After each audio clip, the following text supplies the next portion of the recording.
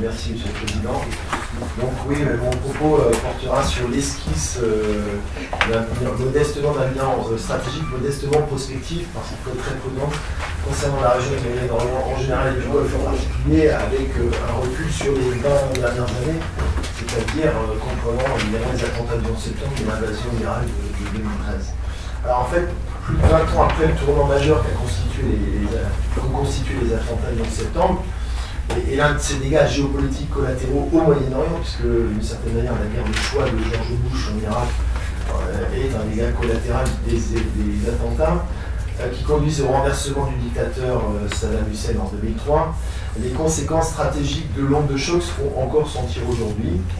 Alors c'est une région stratégique, s'il en est, évidemment, tout le monde en est conscient par les réserves d'or noir, puisque c'est 60% des réserves mondiales dites prouvées,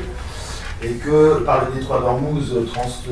transporté près de 20 millions de barils de jour. Donc, ce qui explique d'ailleurs que cette région, en partie pour cette raison, ait été plongée dans les actes de multiples conflits et guerres ces dernières décennies. On pense à la guerre en Irak, 80-88, la première guerre du Golfe en 91, suivie de la seconde, qui conduit au renversement de Saddam Hussein et à un bouleversement géopolitique. Alors la question est de savoir si la région est condamnée au fatum d'une certaine manière, d'une instabilité belligérante qui serait structurelle et au sein de laquelle toute idée irénique, pacifique, relèverait d'un exercice proscrit en raison des tropismes délétères inhérents à la fitna régionale ou aux ingérences extérieures et notamment occidentales.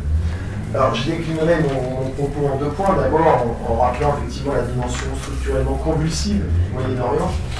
qui s'est trouvée parfois à plusieurs reprises au bord du gouffre.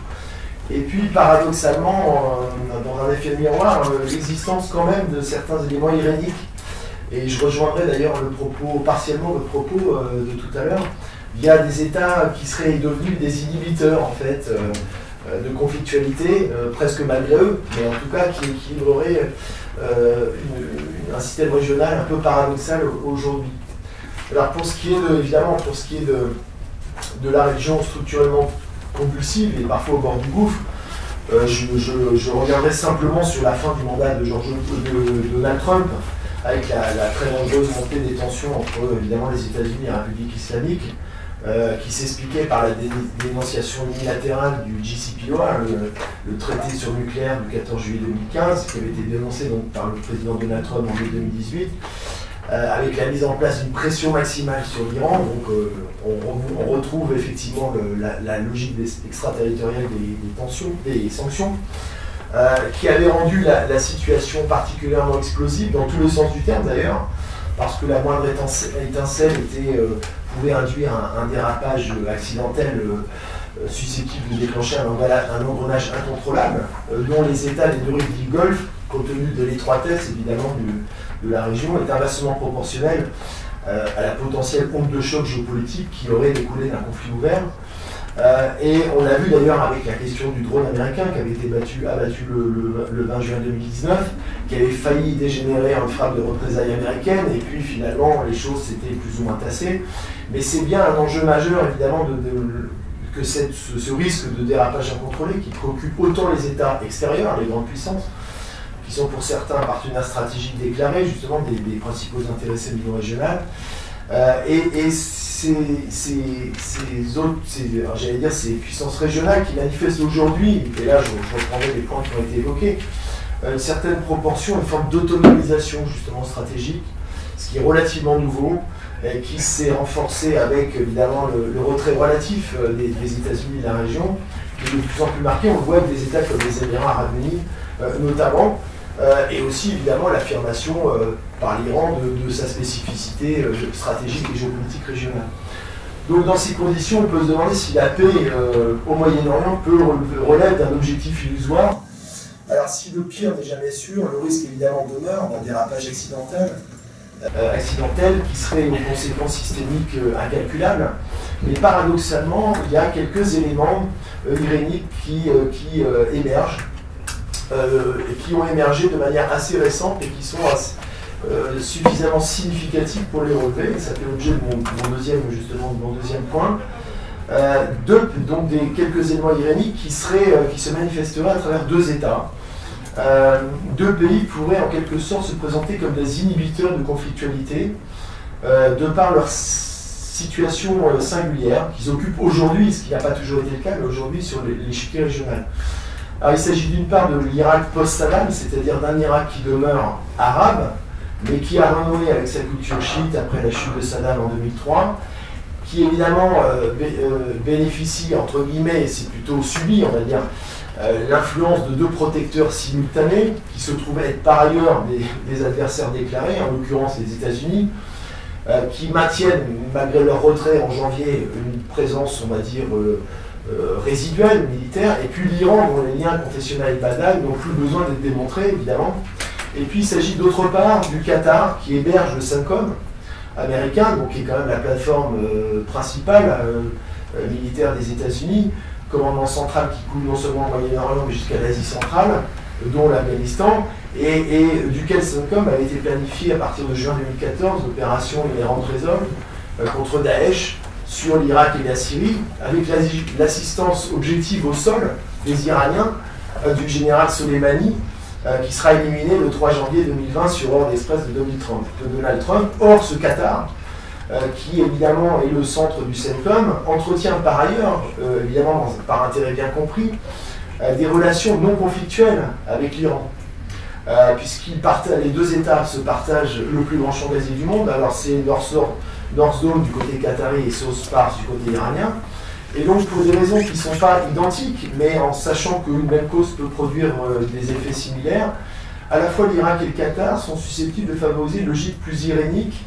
en se présentant comme des inhibiteurs de conflictualité ou en relativisant, on va dire, une logique binaire de blocs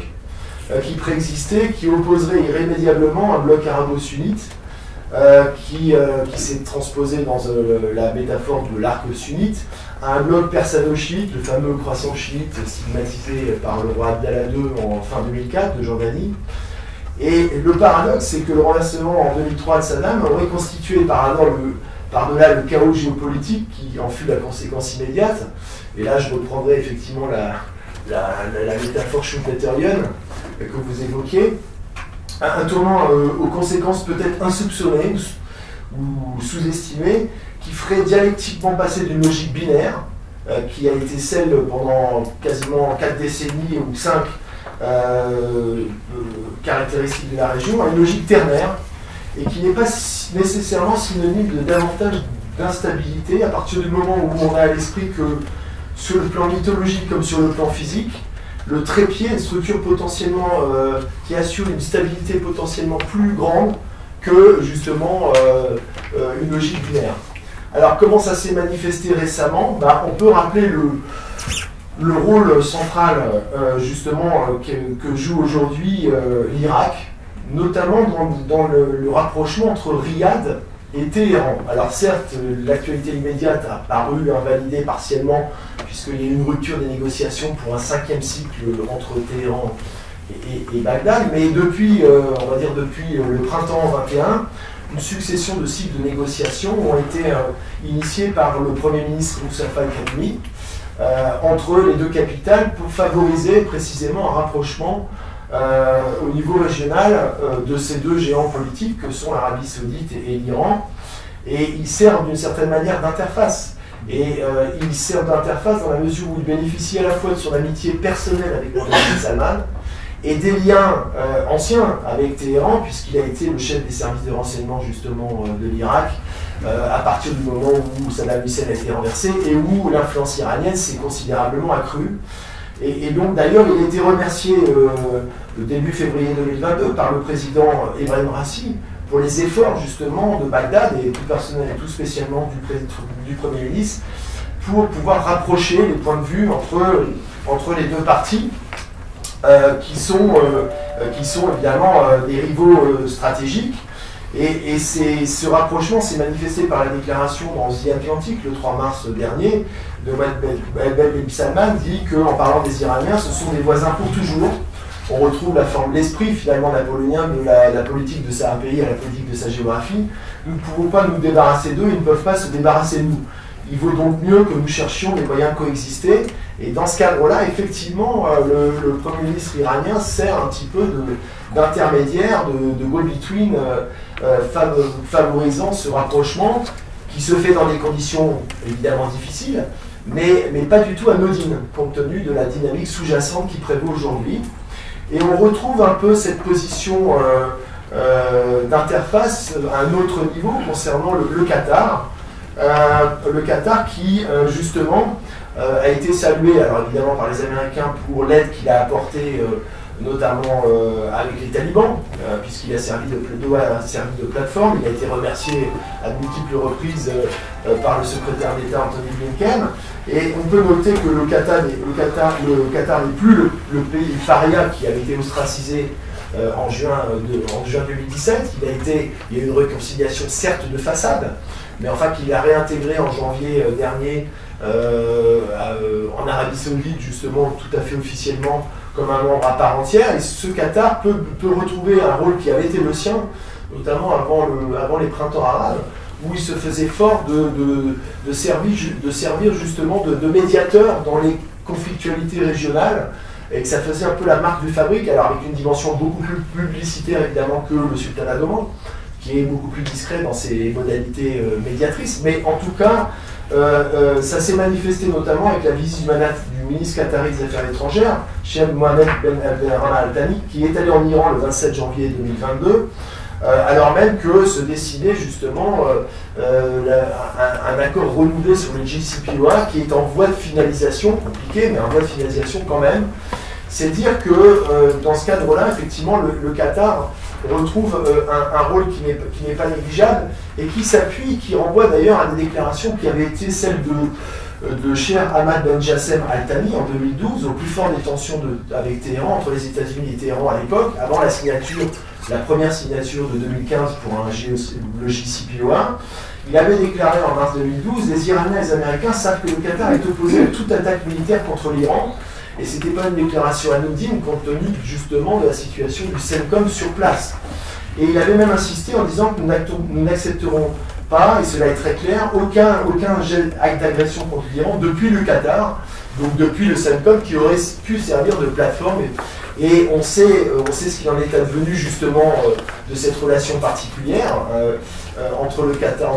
Doha et le Qatar, lorsque le Qatar avait été ostracisé par le CCG et que le premier pays qui avait finalement fourni son aide pour relativiser le blocus quasiment, enfin en tout cas l'embargo, voire le blocus qui fait le Qatar, c'était précisément l'Iran. Donc ce qui est intéressant, c'est de voir que ces deux pays, finalement, qui sont le produit d'une évolution historique, se retrouvent aujourd'hui susceptibles, effectivement, d'être, d'une certaine manière, des inhibiteurs de conflictualité, parce qu'ils se trouvent à l'interface, en fait, des logiques binaires qui étaient préexistantes et qui sont moins, j'allais dire, opératoires aujourd'hui. Et donc, pour conclure, c'est pour insister sur le fait que le pire n'est jamais sûr, et que malgré toute la dimension convulsive de cette région, certains éléments, effectivement, sont susceptibles de bloquer des dérives, effectivement, belligènes, et c'est une évolution relativement récente. Merci. Merci beaucoup.